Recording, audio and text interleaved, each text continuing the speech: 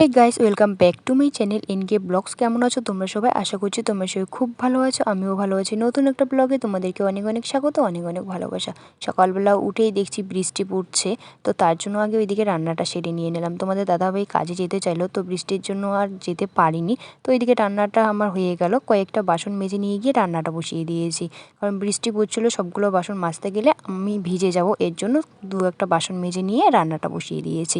তো চলো, এইদিকে দেখো বৃষ্টিটাও কমে গিয়েছে, তো তার জন্য আমি এখন রান্নাঘরটা একবারে পরিষ্কার করে বের করে গ্যাসটা মুছে নিলাম। তারপরে এখন আমি নিয়ে আসলাম বাসনগুলো টিউবওয়েলের পাড়ে। এখন আমি এইখানে মেজে নিচ্ছি।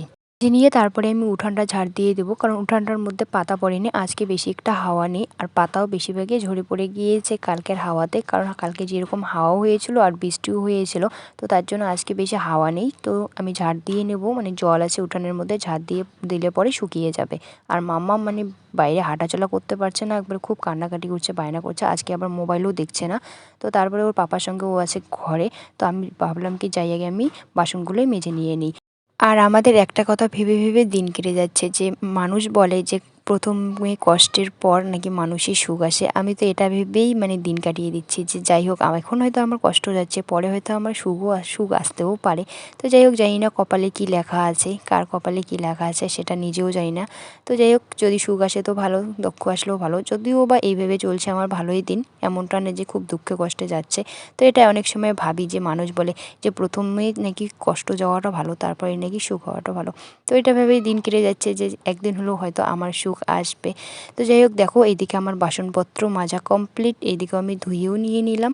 তো চলো, এইদিকে এখন আমি নিয়ে যাব, মানে বারান্দায় নিয়ে গিয়ে রেখে দেবো। আর বাড়িটা যে এত পিছলা হয়েছে, উঠানটা কি বলবো, হাঁটতে গিয়ে মানে কতবার যে আমি পা পিছলে যাচ্ছে, শুধু পড়ে যাচ্ছে না এরকম। তো বাসনপত্রগুলো আমি মেজে বারান্দার মধ্যে রেখে দিয়ে দিলাম। তারপরে দেখো এদিকে আমি উঠানটা ঝাড় দিয়ে নিচ্ছি, মানে জলগুলো আমি ওই দিকে ফেলেছি, বাসন যে ধুয়ে নিলাম, তো সব জল উঠানের মধ্যে এসে গিয়েছে, আর আমি জলগুলোকে ওইদিকে ঝাড় দিয়ে নিয়ে যাচ্ছে, আবার এইদিকে চলে আসছে। তো তার জন্য জলগুলো আমি ঝাড় দিয়ে নিয়ে দিয়ে, তো তারপরে এই যে এখন আমি ভালো করে উঠানটা ঝাড় দিয়ে নেব। তো এইভাবে উঠানটা ঝাড় দিচ্ছি যাতে তাড়াতাড়ি শুকিয়ে যায়, এর জন্য। আর দেখো এদিকে হালকা করে রোদও উঠছে, আবার বৃষ্টিও পড়ছে, তো এখন হালকা হালকা রোদ দেখা দিচ্ছে। আর আমি তো বলছি যেন রোদ উঠে, কারণ মামাম যা বিরক্ত করছে, কারণ উঠানের মধ্যেও হাঁটতে পারছে না, বাইরেও হাঁটতে পারছে না।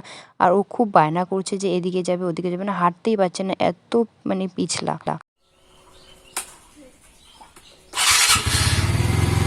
By, tata.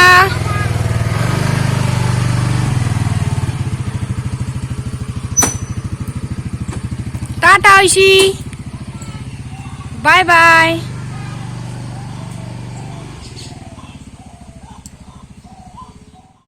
তো বন্ধুরা, তোমাদের দাদা ভাই আর মাম্মাম গেল বাজারে, মোবাইলের নেট শেষ করে দিয়েছে। মাম্মাম ইনস্টাগ্রাম দেখে, তো এর জন্য তাড়াতাড়ি নেটটা শেষ হয়ে যায়, নেট শেষ করে দিয়েছে, তো নেটও ভরাবে। আর মাম্মাম মানে ও খাওয়ার জন্য বায়না করছে, ও না কি খাবে বলছে, তো তার জন্য ওকে নিয়ে গেল, দোকানে নিয়ে গেল। আর এই জামা কাপড়গুলো দেখো হালকা হালকা একটুখানি ভেজা আছে, তো ওগুলো এখানে দিয়ে দিব। এইদিকে দেখো টিপ টিপ করে বৃষ্টি পড়ছে, আর আকাশটা অন্ধকার করছে। তো আমার সকালবেলা রান্না বাড়া কমপ্লিট।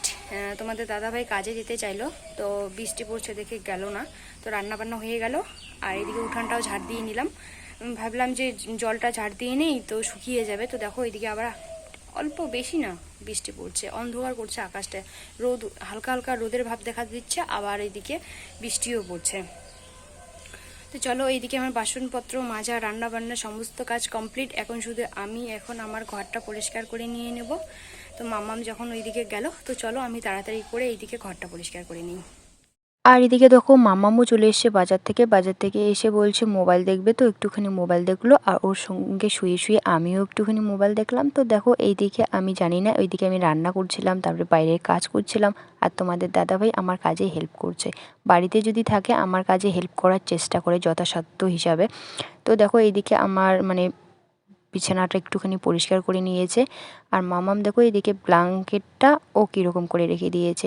তো যাই হোক, তারপরেও আমি একটুখানি পরিষ্কার করে নিয়ে নিলাম, শুধু ও মানে ল্যাপ আর ব্ল্যাঙ্কেট এগুলো ভাঁজ করে রেখে দিয়েছে, কিন্তু বেডশিটটা টান টান করে পাতেনি। আর বেডশিট যদি টান টান করে পাতানো না থাকে, কীরকম জানি দেখতে লাগে, একদমই ভালো লাগে না। তো তার জন্য আমি বেডশিটটা টান টান করে পেতে নিয়ে নিচ্ছি। আর মামাম দেখো এখানে গামছাটা আমি ভাঁজ করে রেখে দিয়ে দিলাম। দেখো ওর নেওয়া শেষ, মানে শাড়ি পরতেছে, মাথার মধ্যে দিচ্ছে, বলছে শাড়ি পরে দিতে। তো বন্ধুরা মাম্মামকে খাওয়ালাম আর আমিও খেয়ে নিলাম। তো মাম্মামকে পরিষ্কার করে দিয়ে খাওয়ানো হয়ে গেলো, আমারও খাওয়া দাওয়া হয়ে গেল। তো এখন মাম্মামকে ঘুম পাঠাবো। মাম্মাম ঘুম যাওয়ার জন্য একবারে ব্যস্ত হয়ে গেছে। এই যে দেখো ব্ল্যাঙ্কেট নিয়ে।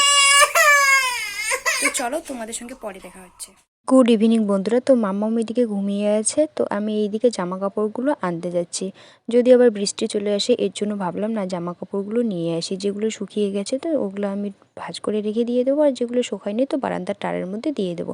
তো এই প্যান্টটা দেখি শুকিয়ে গেছে, যেগুলো মানে শুকিয়ে যাবে ওগুলো আমি ঘাড়ের মধ্যে নিয়ে নিচ্ছি, কারণ একসঙ্গে নিয়ে নিলে যদি আবার ভিজে যায় এর জন্য। তো যাই হোক চলো আমি জামা কাপড়গুলো নিই। জামা কাপড়গুলো নিয়ে গিয়ে যেগুলো ভেজা আছে তো সেগুলো আমি টারের মধ্যে দিয়ে দেবো।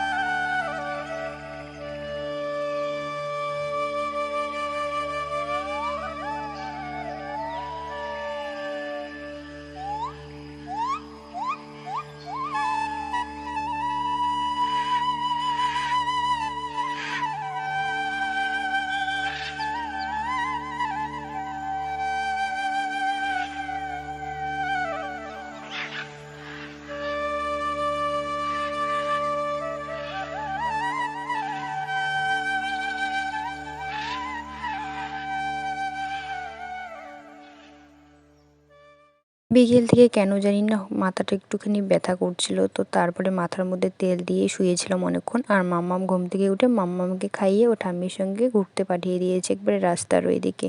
তো একটুখানি উঠলাম, উঠে মাম্মামকে পড়ালাম, আর মাম্মামও গেল ওর ঠাম্মিদের ঘরে। তো এখন মাথাটা আমি চিরুনি করে নিচ্ছি। তো চিরুনি না করলে কীরকম লাগছে এর জন্য। আর দেখো বিছানাটার অবস্থা মাম্মাম কী করে রেখে দিয়েছে।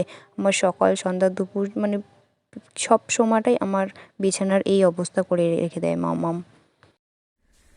তো বন্ধুরা বাইরে থেকে জামা কাপড়গুলো নিয়ে এসে তো তারপর মামাম ঘুম থেকে উঠে গেল। তো ও ঠাম্মি নিয়ে গেছিলো একটু রাস্তার ওইদিকে ঘুরতে, তো আসলো ও বাড়িতে। তো তারপরে মামামকে খাইয়ে একটুখানি বই পড়ালাম। আর আমার মাথাটা এই পাশটা জানি কেন ব্যথা করছে। তো এইখানে শুয়েছিলাম, এই যে এইখানেই শুয়েছিলাম। তো যাই হোক এখন একটু মাথাটা চিরুনি করে নিলাম, হালকা করে তেল দিয়েছি, আগেই বিকালবেলায় তেল দিয়েছি, জামা কাপড়গুলো এনেই মাথার মধ্যে তেল দিয়ে রেখেছি। তো এখন মাথাটা একটুখানি চিরুনি করে নিয়ে নিলাম।